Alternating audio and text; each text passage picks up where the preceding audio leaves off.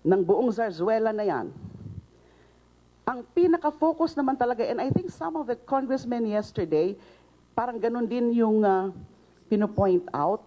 One or two of them were saying na this is supposed to be an inquiry in aid of legislation. And dapat, ang i-focus natin, yung mga kalakaran na yan ng droga sa loob ng bilibid para masolusyonan natin, because that's exactly the same problem that we were addressing. That's exactly the same situation we were addressing when I constituted that high-level interagency group, which culminated in the December 15, 2014 raid. Now, but what did we see? Dun sa mga so-called affidavits ng mga witnesses, of course, may kanya-kanya silang mga istorya. Some of those points perhaps are factual, yung mga kung anong mga kalakaran nila sa loob. Pero the central idea of all these affidavits, of all these testimonies, were really to pin me down. Although, mabait pa rin ng Diyos, dahil hindi naman talaga sila mapilit, o wala naman talaga sa kanila, not even one of them is able to say na diretso sa akin binibigay kung anuman yung mga pera na yan. Correct? So that's the situation. So iba-ibang motivation yan, and we are now trying to find out, because I have my own sources, kung ano talaga yung mga specific motivations for each of these witnesses coming out now. Paano nakumbinsi ng mga operators na ganyan ang gawin nila, na they are all ganging up on me. So that's the situation. And that's why I still maintain, and I beg your understanding, I beg your indulgence, na ganun pa rin ang stance ko ngayon, na hanggat marinig ko na muna lahat yung mga pwedeng sabihin ng lahat ng mga witnesses na yan, I don't want to be focusing, I don't want to be saying things muna on the specific allegations or accusations being mouthed by these witnesses. But at this point, meron lang akong ilang-ilang punto lang na which I think deserve immediate response. Not yung mga ng mga so-called witnesses, the convicts, whoever else, former an NBI official, etc. Kundi yung punto lang na rinaise ni General Magalong. But before that, medyo break lang tayo ng konti. I just remembered. I told you, media, that I've been receiving a lot of harassing, intimidating texts from this number.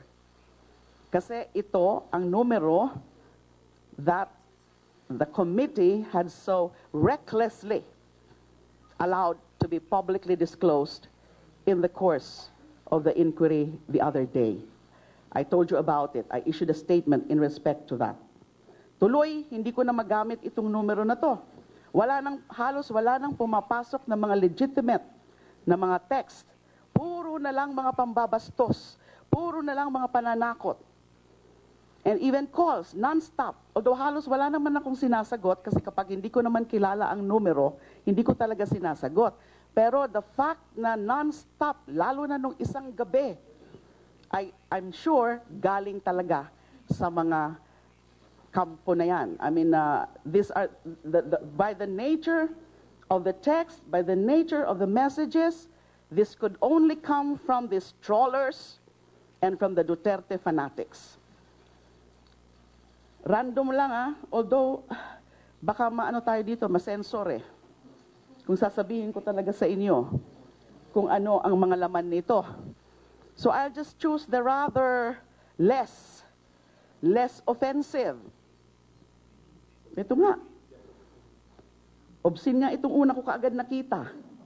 Pakita ko na lang sa'yo para i-share. Birthday naman.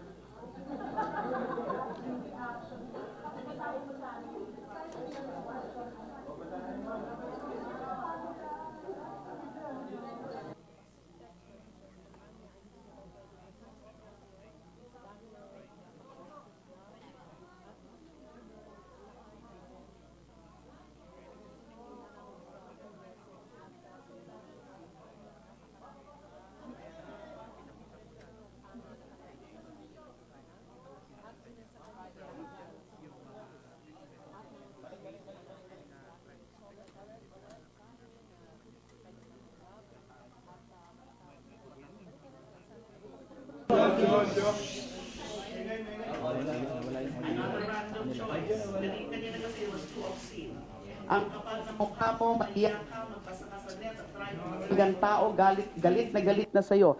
Cuddler, immoral, pangit. Okay?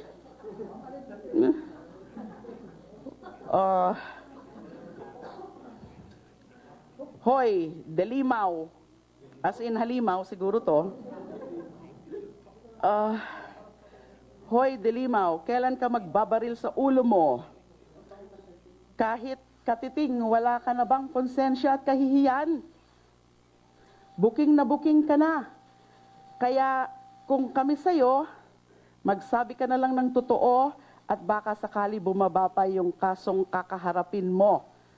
Matanda ka na.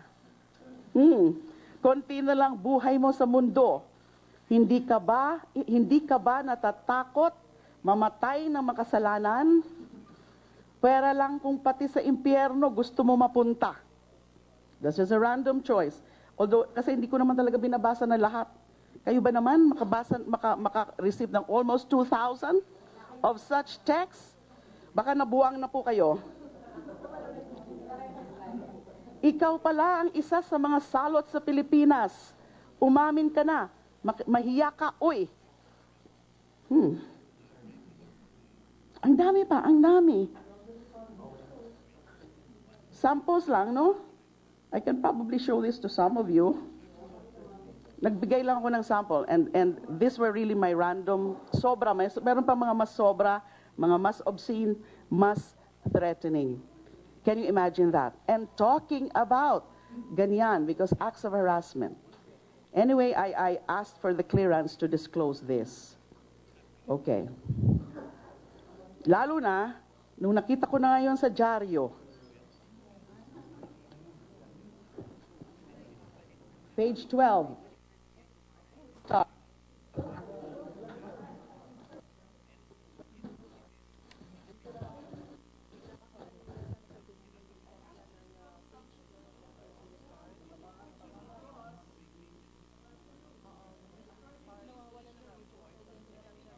Other papers. Ito lang kasi nakita ko ngayon. DOJ reverses ruling on Marcelino drug case. Bakit ko sinasabi ito? Bakit ko ito pino-point out? So ngayon na ito, this is dated today. Philstar, page 12, reporting na yung dating desisyon ng DOJ which dismissed the case against Colonel Marcelino, reverse. And naka-report pa nga dito na of course, initially, the hunting prosecutor recommended the dismissal for insufficiency of evidence. Now, he is being charged again. And there is a quotation here from a certain Chief Superintendent Antonio Garjola, former chief of AIDG, said the DOJ resolution comes as a relief for the lawmen going after drug offenders. The PNP Anti-Illegal Drugs Group welcomed the reversal of the DOJ ruling. And there is a quote attributed to Chief Superintendent Antonio Garjola saying, "Whoever they are, even active members of the PNP and armed forces and the government, as long as you are involved in drugs, they should be caught, certainly." And then Chief Inspector Roque Merdia, former chief of the AIDG, said they are hoping the Manila court will soon issue warrants of arrest against the two. In a matter of time, we are just waiting for the issuance of warrant of arrest by the court and after they are considered wanted. So after dismissing the case for insufficiency of evidence, the DOJ suddenly reversed it. What is the relevance of that to what I'm going to reveal to you? I asked the permission of the one who forwarded the text to me from Marcelino. The texts were sent to this other cell phone of mine. Kasi halos hindi ko na nga ito gagamitin eh. Sisirain ko na to. Pinipreserve ko lang yung mga messages for whatever purpose it may serve. Okay. Hindi ibig sabihin. Don't take it literally. All right. Now, but I got messages from a common acquaintance. You know, for his protection, I cannot reveal who he is. But I got 2 messages from my source forwarding. So it's really forwarding. Messages from Lieutenant Colonel Marcelino. The first one was received by our common acquaintance July 19, 2016. The second one, fairly recent, was received September 5, 2016. Messages lang ito na finorward ng aking source from Lieutenant Colonel Marcelino. Ang laman po, ganito. This is verbatim. A message I got from Lieutenant Colonel Marcelino. This is the July 19, 2016 message. Mista, good PM. Magpasalamat lang sana ako sa lahat ng tulong at efforts mo for me habang ako ay nasa kulungan. I can never thank you enough, Mista. Hindi pa ako masyado makagalaw at labas ngayon dahil ang daming gusto kumatay sa akin, Bok. Di ko pa din mapuntahan si Senator LD, obviously referring to me, Leila De Lima, LD. Kasi ginagawan kami ng mga fabricated stories. There are also some groups who is trying to convince me to speak against her. But rest assured na hindi ako pagagamit sa kanila, Mista. Not only because I really appreciated and forever indebted sa inyo ni Ma'am, but because the people deserve no less than the truth and justice. With my little knowledge and brief encounter with her, I never doubted whatsoever her integrity, Mista. Magpasalamat din sana ako sa kanya personally when everything settles down. Ingat lagi and maraming salamat uli, Mista. That was July 19. The more recent message, a shorter one, na finorward ulit sa akin ng source ko, September 5, 2016. So the message from my source, I got a message from Lieutenant Colonel Marcelino, quote, Mista, pressures against me are mounting, and they would even reopen my case. But rest assured that I will never give in to them, Mista. Please tell Senator L to keep faith and be strong. I want people to know that these things are happening now. Meron pa rin iba akong mga ibang alam. Hindi lang ako nakakakuha pa ng clearance from them kung pwede ko na rin i-disclose sa inyo. Through our common acquaintance kanina, nung nabasa ko nga po itong media report na ito, when I woke up this morning, na-reverse na yung kaso against Colonel Marcelino, I immediately texted our common acquaintance and asked him, can I seek the permission of Colonel Marcelino to disclose what he texted to me, or what he forwarded through you to me? Messages. And sumagot naman yung common acquaintance namin na pwede daw. Although out of reach by anyone ngayon siya, apparently because siguro nalaman na niya to, na mag-i-issue na sila ng warrants of arrest, he is secretly, privately communicating with me po. That's the situation now.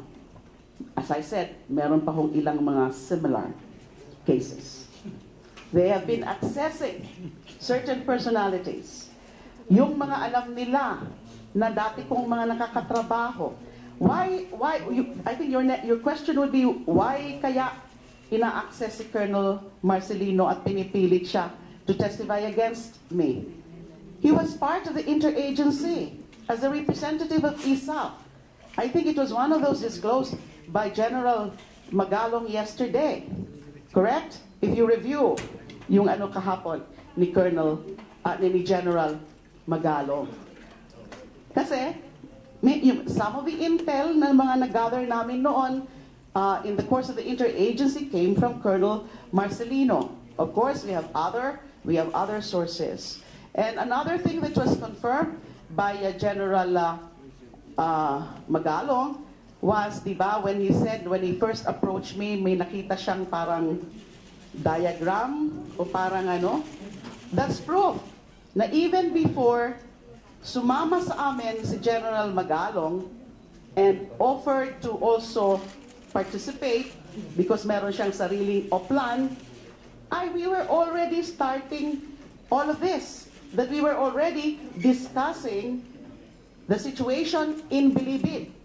And when we say we, kami na nasa DOJ, meaning DOJ, when I say DOJ, with respect to the situation of the inmates, it's Bucor and also NBI because of the investigative aspect of things. So even before dumulog sa akin si General Magalong and also shared yung mga nakuha nilang mga information about the goings on in the Bilibid, dati na rin po namin yan pinag-uusapan, dati na rin po namin yan pinaplano.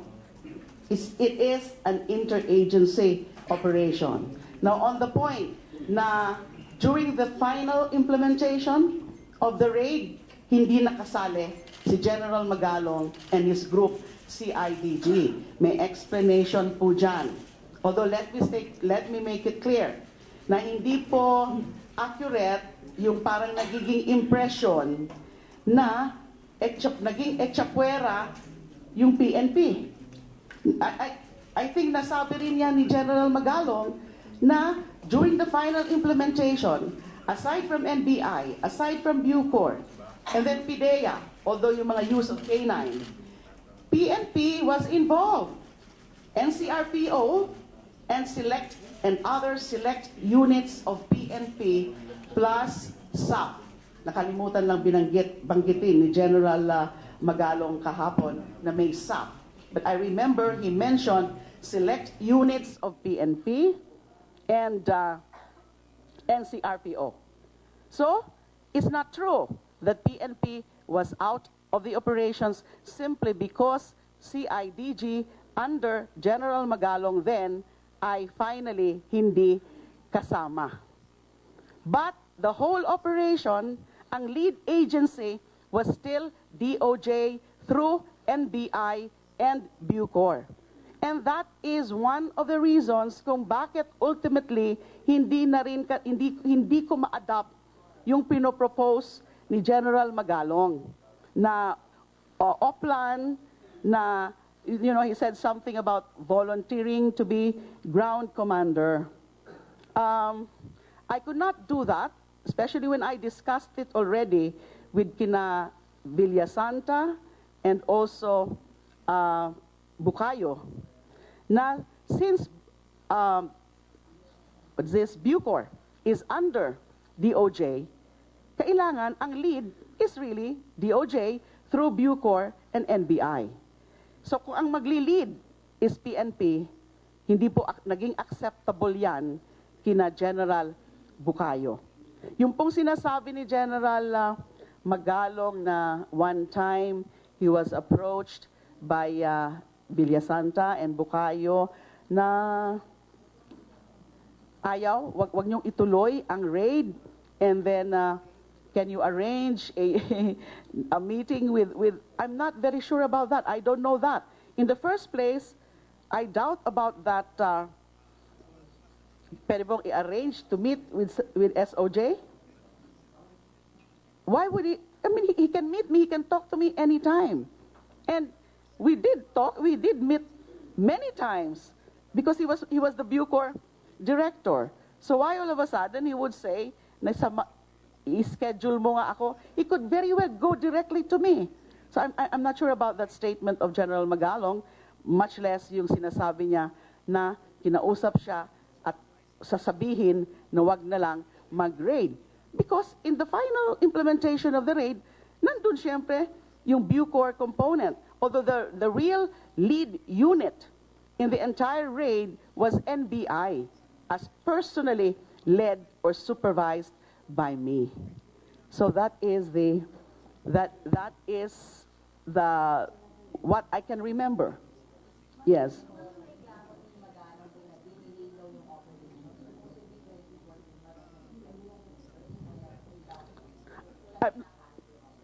I'm not sure about whether 2014 siya lumapit sa akin. Can I have part one?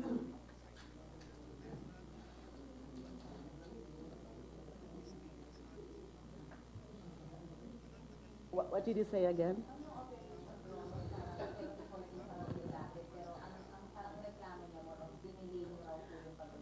I'm not sure about the date. I don't think it's 2014 that he first approached me. I think 2015 na yon. I don't know, I may be wrong also. I think 2015 na yon. Although by that time, nagsisimula na rin po yung mga discussions ko with Bucor and NBI. So yung lumapit siya sa akin, I don't quite remember that anymore. Yes, there may have been delay.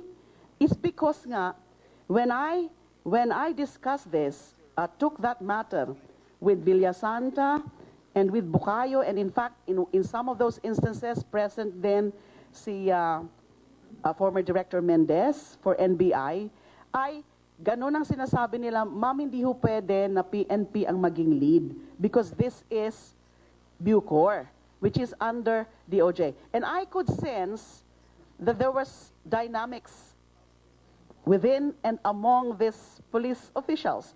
Remember, General Bucayo used to be a PNP official also. They had some issues with General Magalong, personality-related issues. Natatandaan ko po yon. But the real reason why nakumbinsi po ako na in the final implementation, support na lang sila and lead should be DOJ, NBI, Bucor, is because of that. That Bucor is under DOJ. Pero again, kasama pa rin ho namin yung PNP nung nag-implement. Kasi nandun nga yung NCRPO, certain other units, and SAF. Meron pa ngang mga snipers from SAF. So they were involved as support. Yes. Mm-hmm.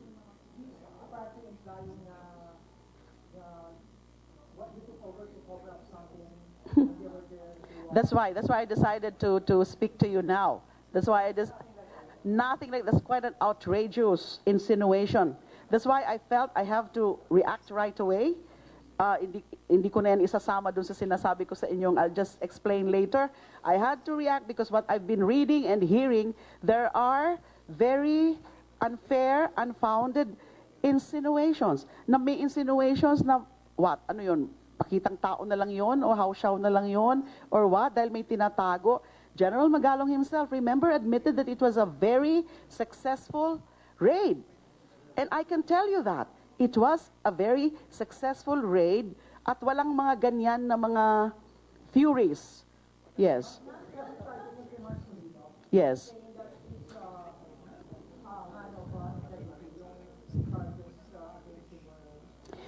Well, I was not the one who resolved that case because I was no longer there. But hindi ako nagulat nung dinismiss nila yung case due to insufficiency of evidence, especially that the handling prosecutor of that case, the original handling prosecutor, who nakasabi rin dito sa PhilStar item, who recommended the dismissal of the case for insufficiency of evidence, is Senior Deputy State Prosecutor Fyodor Villanueva. He's a good, straight, very competent prosecutor, among the more competent prosecutors, state prosecutors in the DOJ. And he's finding no probable cause, insufficiency of evidence, and therefore dismissal. And now here we are, biglang reverse. I'm not passing judgment on the correctness of the legal action. No, ano bang totoo dyan? Ano ba ang tama dyan? I-dismiss ba o filean ba ng kaso? But look at the circumstances. I have no reason to doubt what was forwarded to me from Colonel Marcelino, na iniipit siya para ituro whatever it is na ano ang ituturo nila sa akin, as I said, as I've said, there are several other instances, personalities na ginaganon nila. Yes. I will address that later. Gusto ko na munang pakinggan lahat yung mga testimonies na yan ng mga so-called witnesses, lalo na alam nyo, you know, of course, I was also watching yesterday. Since all of these alleged witnesses pumupuntirya kay JB Sebastian, I wouldn't be surprised anymore na he would also testify. I have, basta ganun ang aking ano.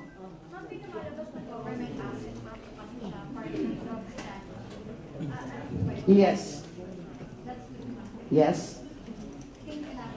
I cannot elaborate on that. That's why my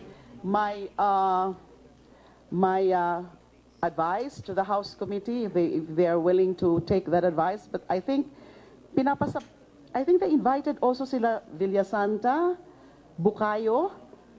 Yes, I would urge them to invite them. Although I would not know kung how, you know, yung pagdi-disclose nila ng mga operational details. Would they go? Because these are operational details. Sila talaga yung mga nagsusupply sa akin din ng mga information to guide me on whether or not to proceed with the raid. Diba? So, sila yung nakakaalam, yung mga sources. Sila ang mga kinonsulta ko kung sino-sino yung mga ililipat. Kasi mga confirmed based on intel sources na mga may ano sa droga.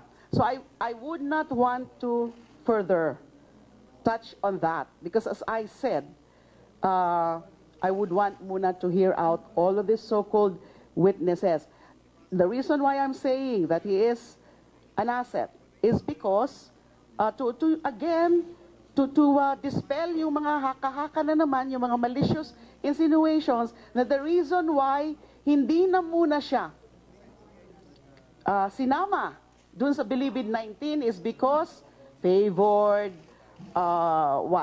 protektado, and then lalo na yung insinuation na yan na siya ang kumukolekta ng pera para sa akin or what. Let him address that.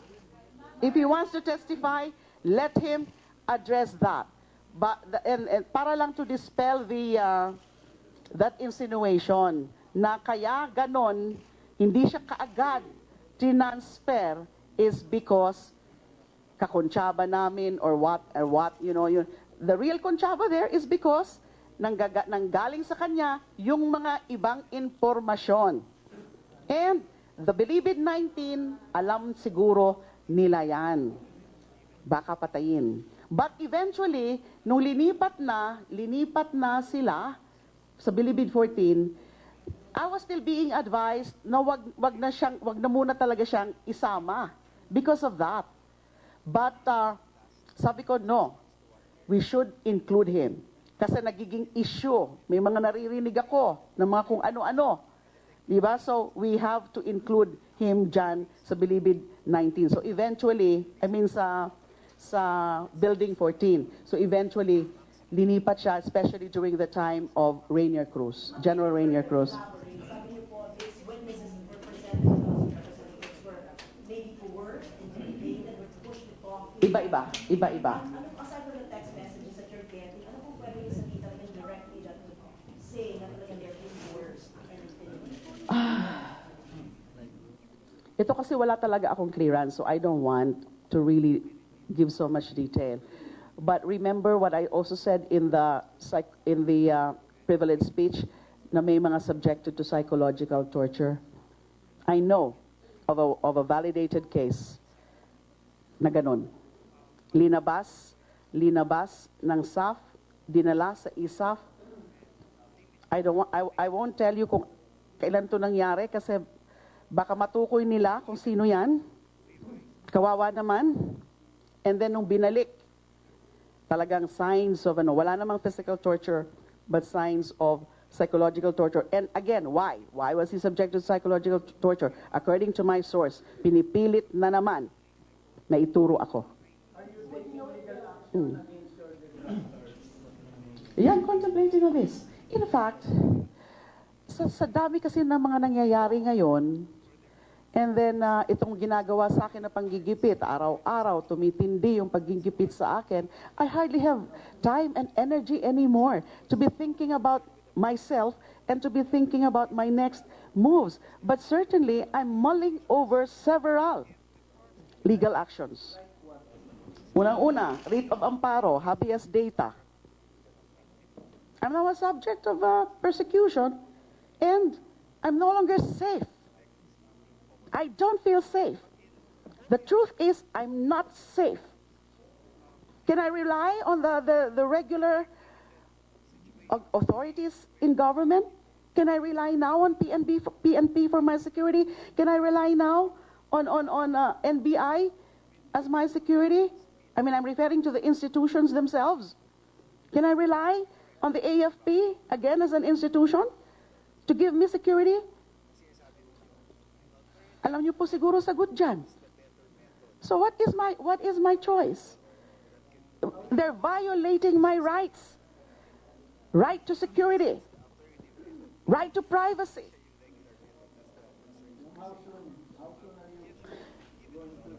As I told you, hindi lang ako mga makafocus dun sa mga actions for my benefit, for my own sake, because there's so many things. There are so many pressing matters that I have to attend to. Not yet. I'll take it up with the Senate President. I'll take it up. If I disclose that, then you're further exposing me to danger. Yes, I have to temporarily leave my house. I'm now in a temporary place of abode. Look at that. And hindi lang ako apektado, of course, because I live in a subdivision. So kahit may guards, apektado yung buong subdivision. So they're now taking extra steps, extra security measures. So that's an added burden on the subdivision. Na nadadamay lang sila because of me. Yes.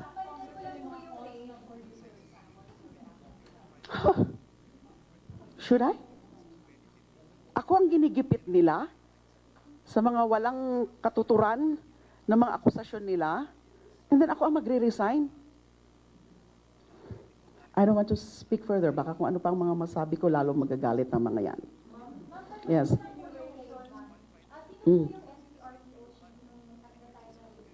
I forgot already.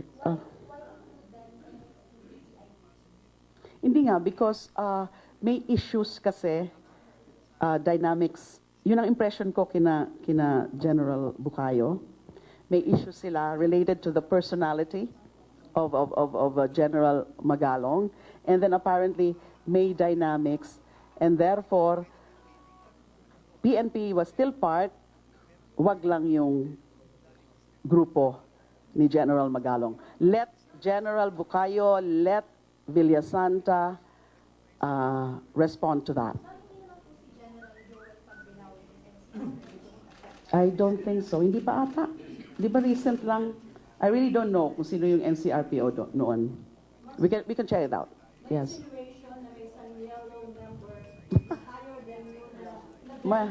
I ask you, sino pa ba ang official na yellow na mas mataas sa akin noon when I was Secretary of Justice?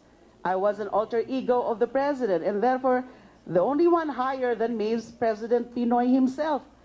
And so are they saying it's my president who is also a beneficiary of these things?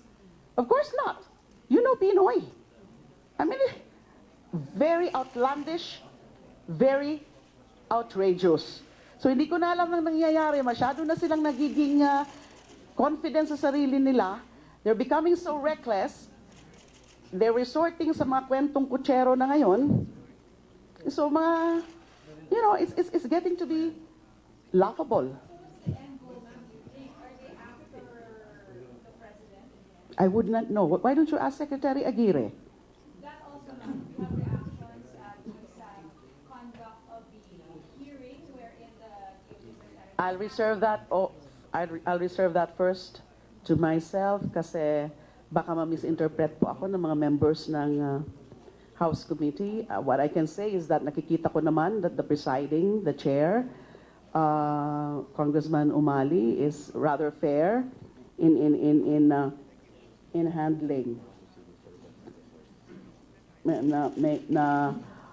handling the proceedings. In fact, Congressman Ray Umali is one of the godfathers of my eldest son, Israel, and he is also a brother in the fraternity.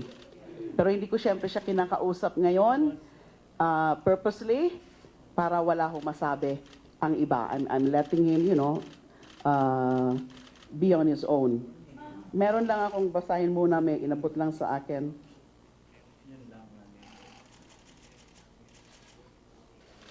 Okay.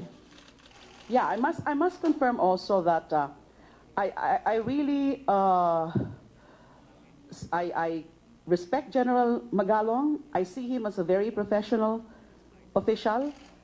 Kilala ko rin yan. And what I can say is that kaya ganun ang parang naging ano niya yesterday is he had some sentiments because he was medyo nagtatampo. I think he admitted that. Na sumama ang loob niya and PIDEA. Correct? Dahil hindi siya involved finally. So baka out of frustration lang, kaya niya linabas yun.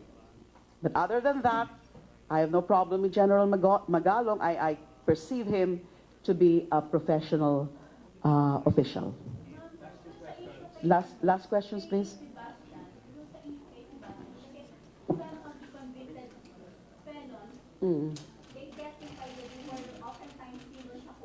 Absolutely false.